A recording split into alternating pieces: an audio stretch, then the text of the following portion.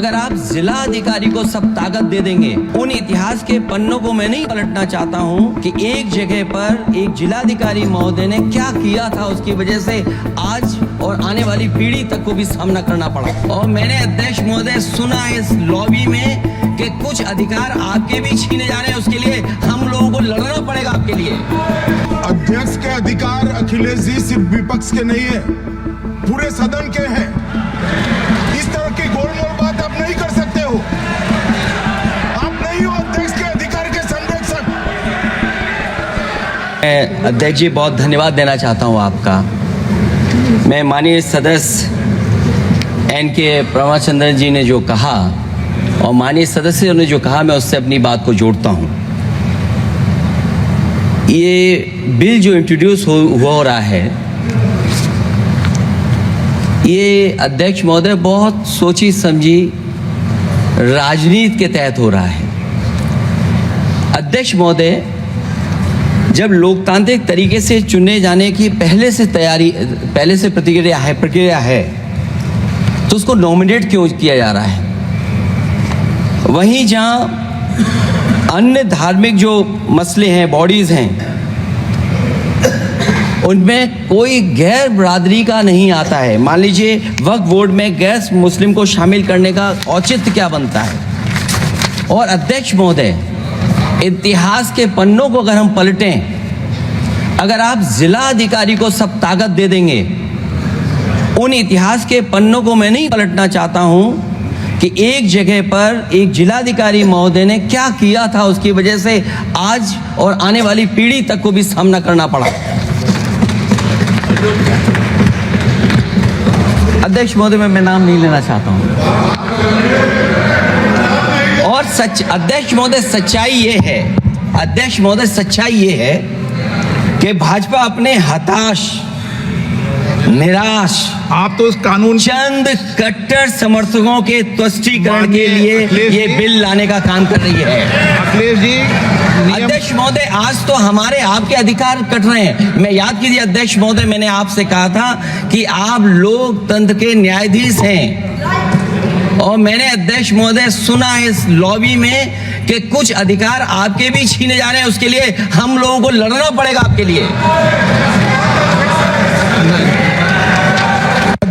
अध्यक्ष महोदय, मैं इस बिल का विरोध करता हूं। कोई अध्यक्ष के अधिकार अखिलेश जी सिर्फ विपक्ष के नहीं है, पूरे सदन के हैं। इस तरह की गोलमोल बात आप नहीं कर सकते हो। आप नहीं हो अध्यक्ष के अधिकार के संरक्षक। एक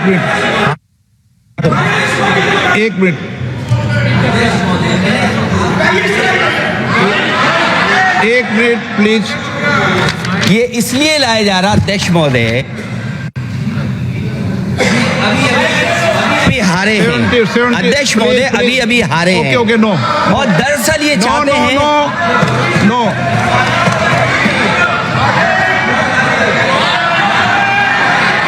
रिपोर्ट में नहीं जा रहा आपका, कुछ भी रिपोर्ट में नहीं जा रहा। नाम बुलाई सर।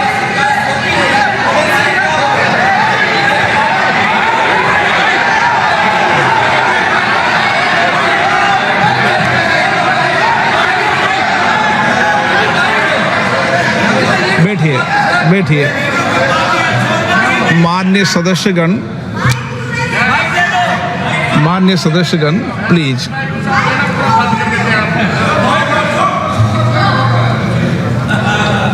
मैं आपसे आग्रह करता हूं, आप वरिष्ठ हैं और कोई नए भी सदस्य होंगे, कृपया हमेशा इस बात का ध्यान रखें, आसन पर, संसद की आंतरिक व्यवस्था पर कोई टिप्पणी नहीं करना चाहिए। ये मेरी सदन से अपेक्षा है, और मुझे लगता है कि वरिष्ठ सदस्य तो इस अपेक्षाओं को मानेंगे कि कभी सदन पर, विशेष रूप से आसन पर, व्यक्तिगत टिप्पणियां न करनी चाहिए।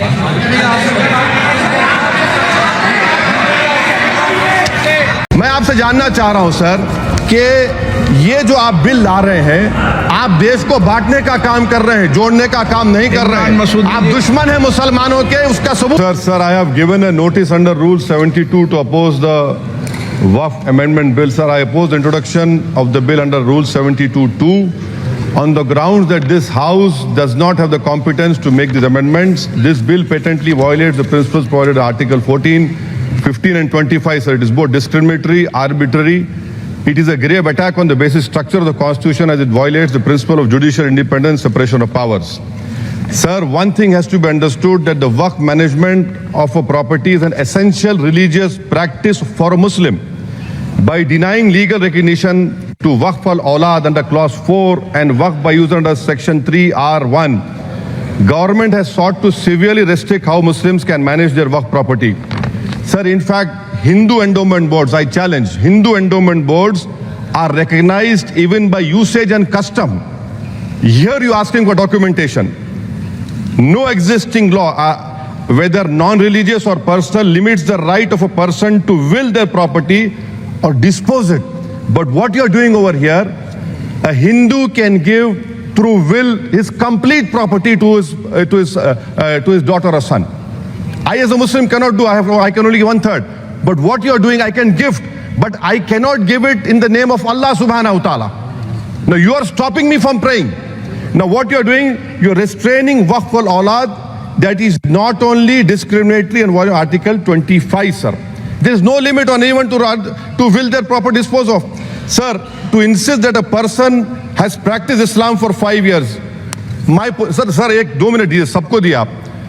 अगर कल कोई आके बोलेगा कि नहीं मैं 5 साल से इस्लाम प्रैक्टिस नहीं कर रहा हूं, कौन डिसाइड करेगा सर? और एक न्यू कन्वर्ट है, does he has to wait for 5 years to give his property to Waqf?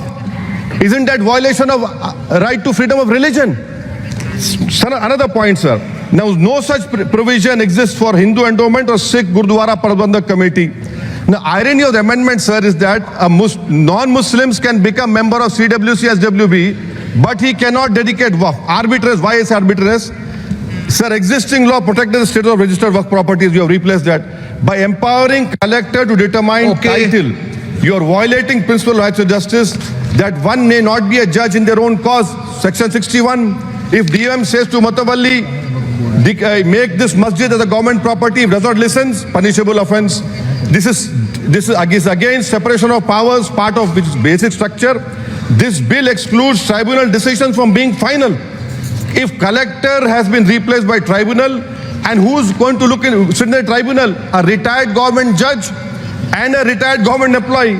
How can the nominee be a part of this composition, sir? In our okay.